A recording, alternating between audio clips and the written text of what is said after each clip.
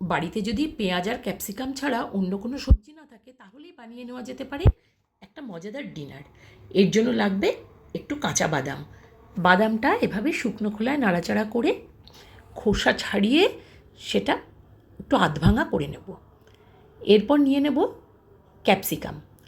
আমি এখানে একটাই ক্যাপসিকাম ইউজ করেছি। ক্যাপসিকামটা মোটামুটি বড়। এটাকে লম্বালম্বি করে এভাবে কুচিয়ে নিলাম। আর এর সঙ্গে নিয়ে নিয়েছি দুটো মাত্র পেঁয়াজ। পেঁয়াজটাও ক্যাপসিকামের মতন আমি লম্বা করে কেটে নিয়েছি।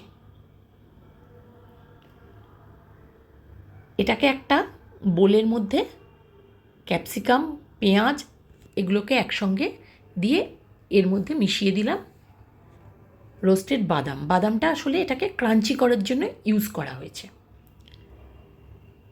এরপর এর মধ্যে দিয়ে দিলাম হলুদ, জিরে গুঁড়ো, কাশ্মীরি মির্চ আর কারি পাতা। কারি পাতার জায়গায় ধনে পাতা ইউজ করা যেতে পারে। আরও যদি বাড়িতে কোনো মশলা থাকে সেটাও ইনগ্রেডিয়েন্টস হিসাবে ইউজ করা যেতে পারে। আর দিলাম নুন। আর এটাকে ভালো করে মেখে নিলাম। এবার কড়াইতে তেল গরম করে দিয়ে দিলাম জিরে ফোড়ন আর সঙ্গে কুচানো রসুন।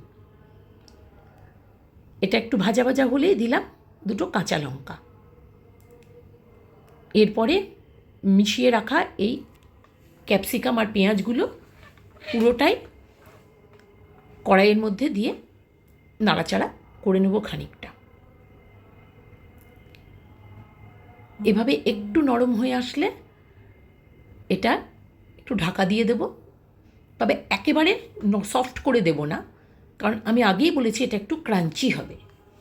ঢাকা সরিয়ে মাঝে মাঝে দেখে নেবেন যাতে তলাটা লেগে না যায়। এরপর গ্যাসটা নিভিয়ে দিয়ে ফেটিয়ে রাখা দই আর আবার অ্যাড করব একটু কারি পাতা। এটা নাড়াচাড়া করলেই রেডি হয়ে গেল আজকের ডিনার। এটা কিন্তু রুটি অথবা পরোটা দিয়ে দারুণ জমে যাবে।